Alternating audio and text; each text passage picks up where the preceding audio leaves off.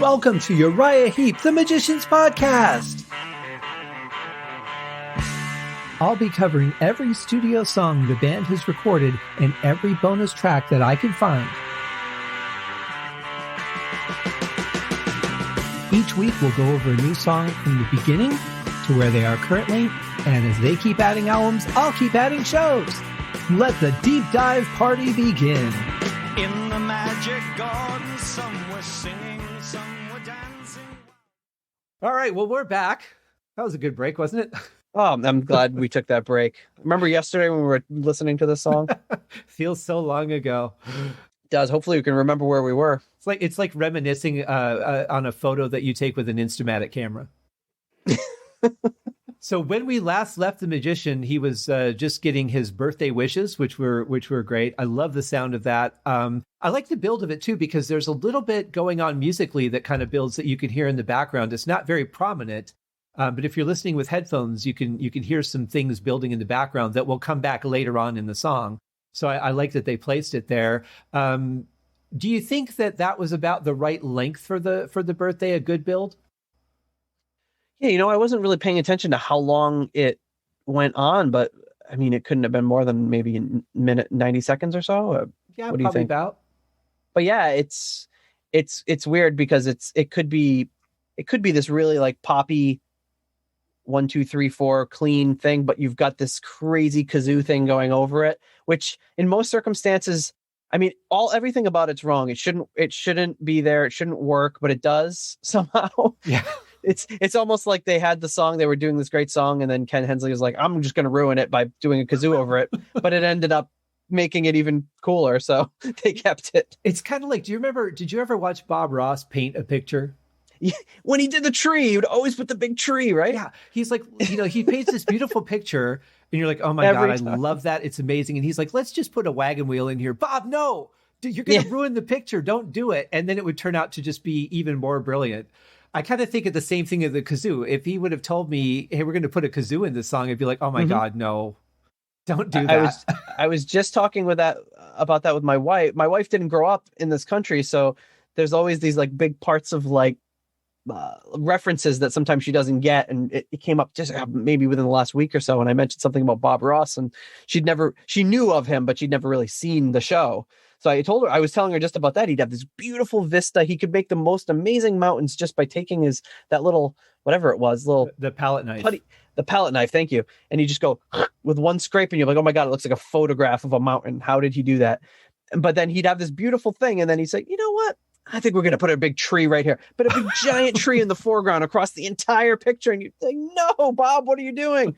But he'd always make it work. Exactly. I really would love to have heard the discussions about the unless he just grabbed it and played it during a rehearsal one time and everybody could see how it would work. But if there was a conversation ahead of it, I could see a lot of skepticism going around look, we're a rock band. We can't just be putting a kid's toy in in our song. But you're right. It shouldn't work, but it really does. I think it's a fantastic addition. Well, interesting story. I didn't actually think this was going to come up at all. That's why I had to fish this kazoo out. But it's a beautiful Honor kazoo. Mm-hmm. I didn't even know they made kazoos. Oh, yeah. Years ago, with John, my co-host, we were recording a song. And while he was away, me and my friend Chris, who I was just talking about, and I think my other friend Paul, we had 3 of these kazoos, and we decided on one of his songs we were going to put a little, I think we called it like the kazoo army or the kazoo chorus or whatever, and we like sang along with the kazoos and did like this kazoo part to his song just to get a rise out of him, because John's an easy guy to rile up. Yeah. So we did that, and we're like, hey, and a couple days later, let's hear the playback, John. He's like, what did you do to my song? And we ended up keeping it in, but it was nice. Maybe it was a similar situation. He's like, I'm going to mess with them and put this kazoo in the song. It starts off as a joke, and then eventually you're just like, well, it doesn't sound right without it. Yeah, that's true. It really does fill it in quite a bit, I have to say. Honer does make kazoos. When I worked in the music store, that was a huge order we would get at Christmas time. Oh, really? A lot of stuff for the kids. But kazoo is actually a really cool instrument if you know how to use it, which obviously in this case Ken did. Yeah. Well, let's see what happens next in the song. All right.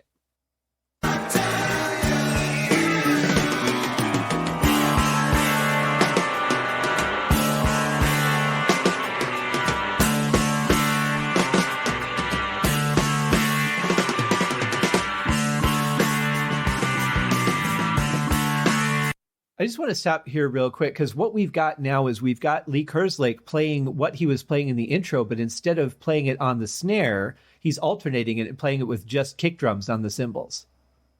Okay. Which is it has a less powerful feeling because you're not getting that poppy snare, but you're getting more punch with it. So it changes the feeling of, you can have the same riff, but change the feel of it. Just love the sound of this transition. And also the guitar was sitting much further back in the mix, or maybe they were trying to slowly fade it in, but you're getting a lot more of, just bass and drums on that part. I do feel like the drums are a little bit loud in this song. Just slightly for my taste. And I'm a drummer. How many drummers would be that honest that they could say that? Well, one or two, I think, would be about it. Here we go.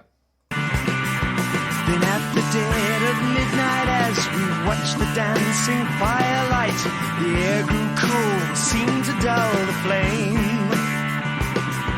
The fire died, the music faded, filled with fear of death we waited, for now we knew some evil was to blame. Things are going to get a little crazy here. You can tell already. You can already tell. But I like that little transition part. It's a little bit different. I like the way he was not really in full voice. He was slightly behind his full voice for that. Yeah, and I love the effect of having the music all slowly fading out while the vocals kind of stay level. It's really, and then you hear, of course, the crazy orchestral craziness starting to happen with like woodwinds sounded like they were almost tuning up and stuff. So, you're about to go on a ride after that. I say we take that ride. Let's do it.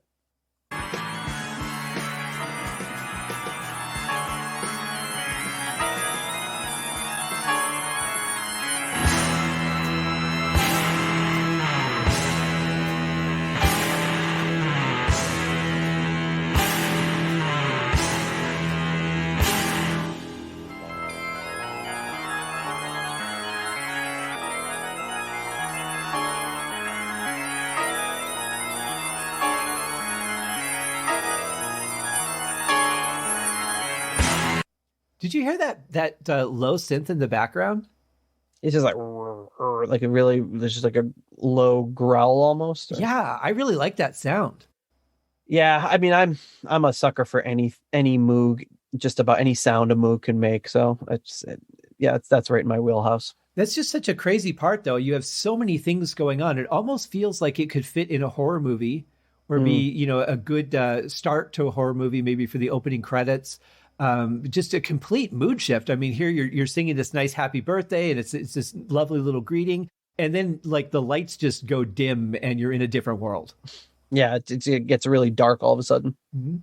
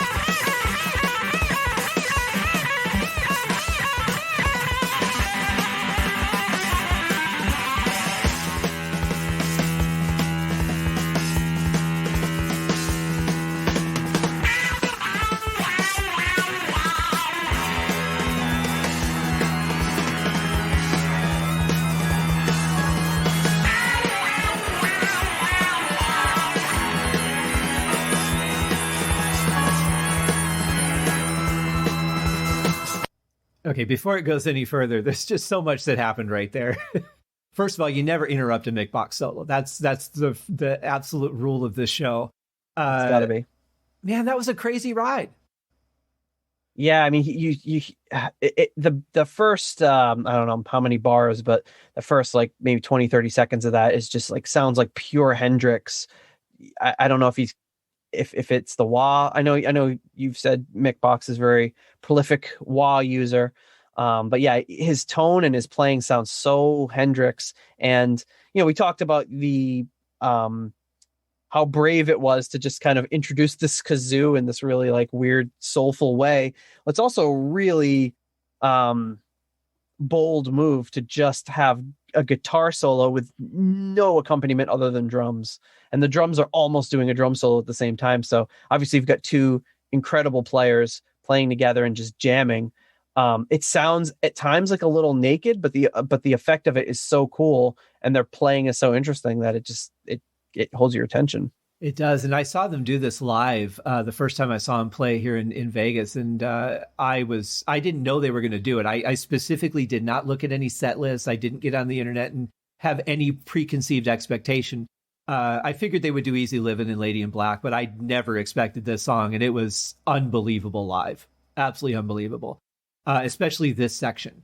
This solo work that he does in this song, a lot of people say this is their favorite of his. It's definitely one of mine. I mean, it's just magic. And then every once in a while, the synthesizers just kind of come back in out of nowhere and then stop. And they're kind of discordant and out of time with what's going on. And they're kind of fading back in and then fading out of the mix. And it's a really cool effect. Yeah. And I would say drum wise too, it has kind of a Hendrix feel to it. It's kind of a little bit Mitch jazzy. Mitchell. Yeah. A little Mitch Mitchell in there. There was definitely a good Ian Pace drum roll in there, though. He did that space trucking sort of roll where you just do a buzz roll, but you do it all across the kit, which is easy to do when you're really used to it, but really hard to master. Well, interesting you mentioned Pace because it's reminiscent of the Pace Bowl and Jam. That's the special on the special release of Come Taste the Band, where it's exactly what it is. It's Ian Pace and Tommy Bolin jamming, and it's. I mean, it doesn't sound exactly like this, but it's a very similar feel. It's just Pace going nuts on the drums and Bolin going nuts on the guitar. And they were probably just killing time waiting for the other guys to show up, or who knows, but it's a really fun listen. And it reminds me of this piece. Yeah, there's definitely a solidarity between the two musicians playing this, because it would be so easy for one to cause the other to get off the beat or miss the count and forget where one is because you're just playing. But they're so tight together. It really works so well. Let's hear what happens. I can't even speak anymore. Let's hear what happens next.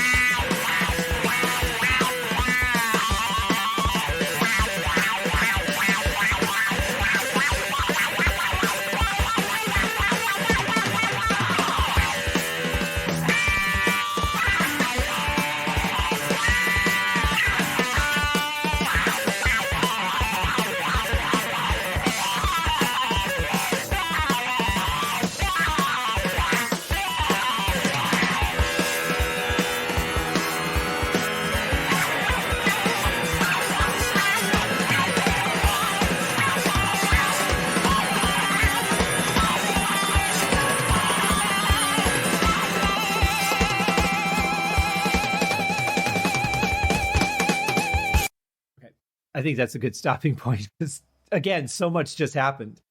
I kind of feel like, and I don't have any confirmation on this yet, but I kind of feel like there were certain things that they planned to, like certain meetup points. And I feel like a lot of the rest of it was really improv. Mm-hmm. What do you think? Yeah, I mean, there's that little running does, and they seem to be like really in sync on that part. But I also wonder, like, when they're fading all of that discordant synths and all that sort of stuff back in, was that intentional? Did they plan that all along? Was this a jam that they patched that together with? Did they fade that in on parts where Mick was maybe like, well, this part of my guitar, I don't want as much focus on it, so let's bring the thing back in.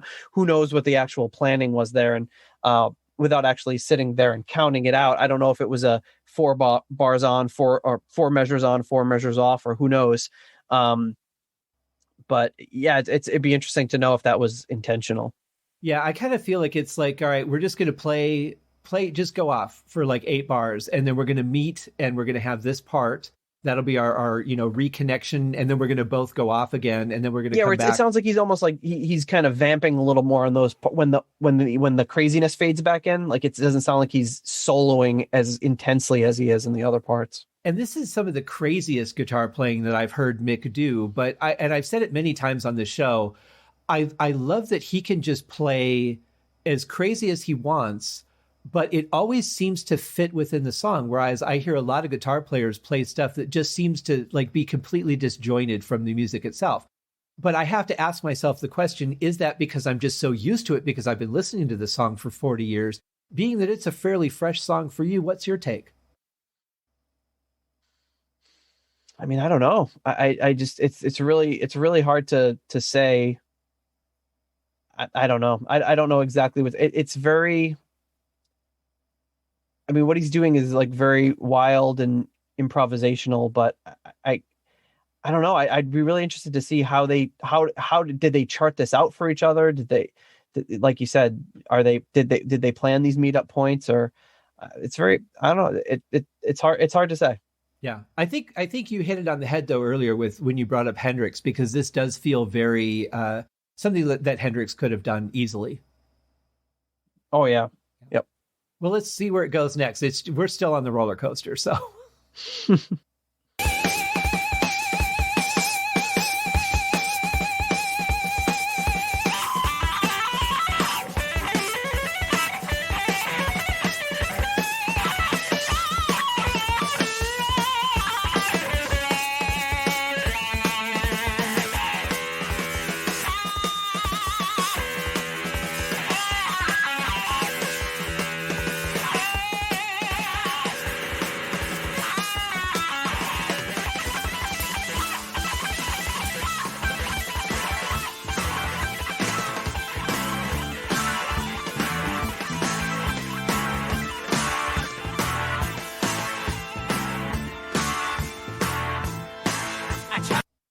So right before we get into the next vocal section, I love that transition. What did you think?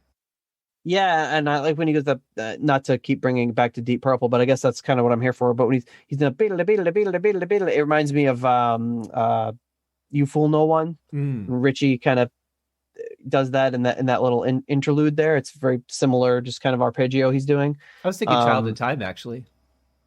Oh yeah, that too. Kind of that coming out of the crazy part where they all sync up. Yeah, both of those. Yeah, it really is. I don't know how influenced either of these bands were by each other at this point. I mean, obviously they were very well aware of each other. I don't know if they had toured together by this point or not, but they had shared that rehearsal space at Hanwell Community Center. But I don't know how much they actually paid attention to each other musically. Sure, they did. I mean, I know they seemed to be pretty good friends, so I'm sure there was a lot of mutual respect there. And they had, I think they had probably toured together at least a few times before this. Yeah, that could be. And it would certainly make sense. I mean, you're going to pay attention to what bands in your genre are doing, especially around that time when music was just so new and fresh and cutting edge. And, it's a good time in music, though, that's for sure. Absolutely.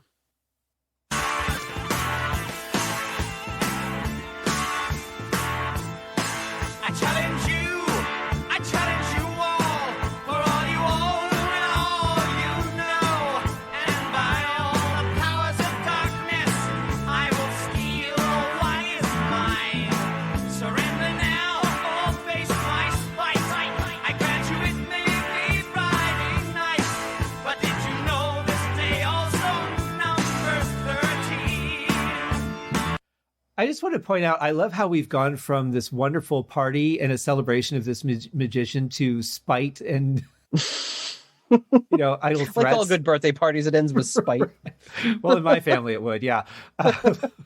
But I love the effect, again, that they're using on his voice. I think he double-tracked this because I've heard a couple of spots that were a little bit off. So I think there's at least 2 vocal tracks going on here, plus an effect on top of that. What do you think of the vocal sound? It's great, and I love that that effect. Is it where he says spite, where it goes spite, spite, spite, spite. It's a really cool effect. Yeah, I mean, I love it. I love how it gets to this. The bass is incredible.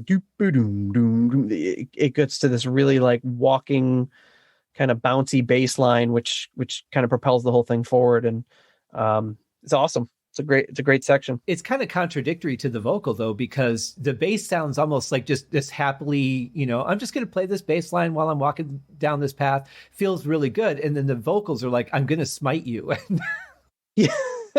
Yeah. It's a very happy-go-lucky sort of a Paul McCartney sort of sounding bass line.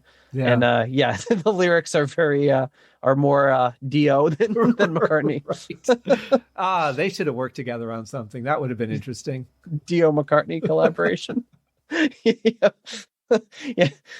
The way he split a song with Lennon, he'd just do the same thing with Dio. That'd be incredible.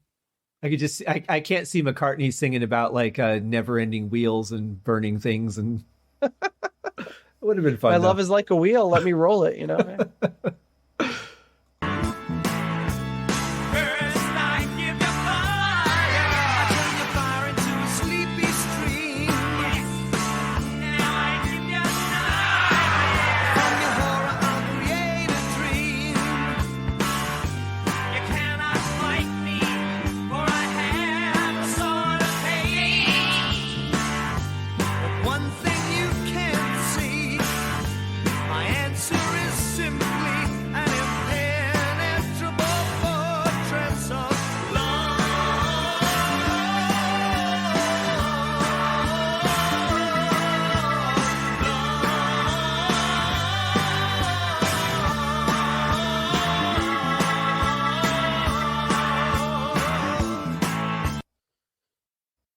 Where do you go with that? I mean, that is just such an incredible vocal.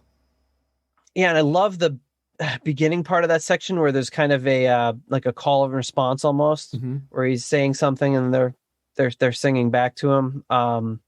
Just really really cool way that they kind of go back to this, where it's kind of reminiscent of the earlier part of the song, but they take it to a different, darker place. Yeah, that's well said. I love the effects that they're putting in there. They're really interesting and different. And let me just point out that in the early 70s, it was painstaking to do that kind of stuff. Like now we could do that in seconds in our DAW, but back then these were not easy things to do. They were time consuming and studio time was not cheap. It really took a serious effort to make this kind of stuff happen. Oh yeah. And they just putting it on for that split second too. It was probably somebody like running it through an effects channel that had to, while they were mixing it, turn it up and turn it back down, on the board or whatever. It's not like today where you can automate everything and never have to think about it again. Exactly. Even just the idea of putting, having to record the song and then record another song that's going to blend into it separately, and trying to manage to put those together in a way that works, and if one fades out and the other comes in, like that's real serious work back then. So I have even more respect for it when you keep it in context of the time that this all happened. Right. Yeah. Well, it's going to go in another direction, so it always does. Just buckle up. Yeah. Thank you for joining me on this episode of Uriah Heep, the Magician's Podcast. If you have enjoyed this show, please consider going over to Apple Podcasts or your favorite podcast outlet, leaving a rating or a review. Be sure to subscribe to make sure that you are notified when new episodes are available. Please be sure to share this podcast with your fellow Uriah Heep enthusiasts and anyone who you think would like Uriah Heep, which should be everyone. And if you are so inclined, please feel free to contribute to the Patreon account. And if you are not a Patreon subscriber, you can also pay through the PayPal link on the website listed in the show links below.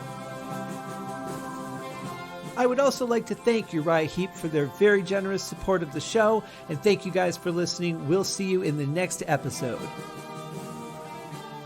Happy days!